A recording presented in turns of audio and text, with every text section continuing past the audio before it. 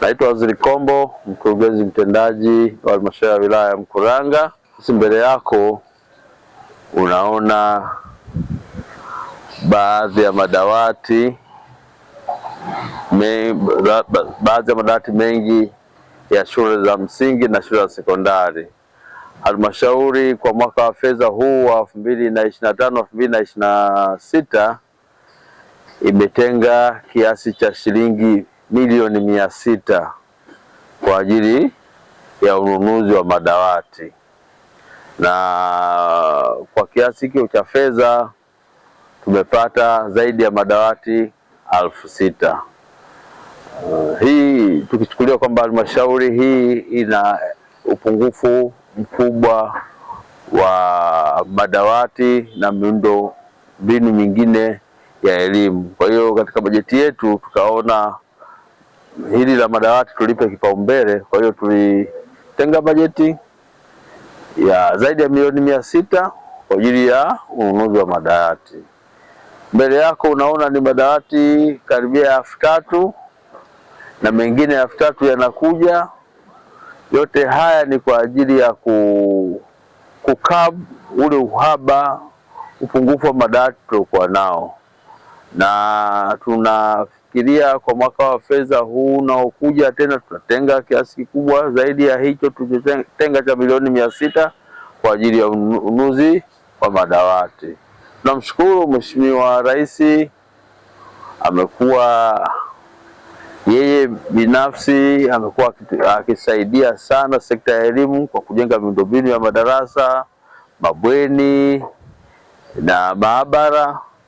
Lakini sisi kama halmashauri pia tumeona tumuunge mkono kwa masuala kama madawati. Mwingine yako ndani ya uwezo wetu, kwa hiyo tunaweza tukanunua madawati ya kaa kwenye vyumba, kwa sababu miundo mbinu ya vyumba tunayo mizuri. Kwa hiyo tukiingiza na madawati yetu, watoto wetu watasoma kwa raha na tutatoa tabasamu kwa wananchi. Wataona watoto wao wanasoma katika mahala salama sana. Kwa hiyo tumethubutu. Haya madawati kama nilivyosema, costing yake ni karibu milioni 600 ya mapato ya ndani tumetoa na tutaendelea kutoa. Hizi sekta muhimu za afya na elimu, sisi halmashauri yetu hii ya Mkuranga ni sekta za kipaumbele.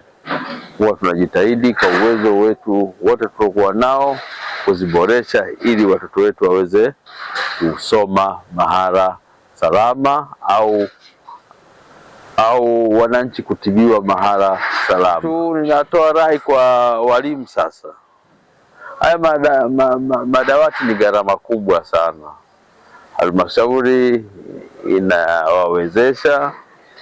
Niwaombe tu wakuu wa shule na walimu wakuu wayatunze haya madawati, wayatunze ili yaweze kudumu, yaweze kuwahudumia watu wengi sana. Nakumbuka sisi tumesoma zamani, lakini unaweza ukaanza la kwanza mpaka la 7 madawati ndio hayo hayavunjiki, nini. Kwa hiyo ni utunzaji tu, ulikuwa na marekebisho yafanyike mara kwa mara panapotokea hitilafu. Niwaombe na hao wayatunze madawati yaweze, kwa sababu ni gharama.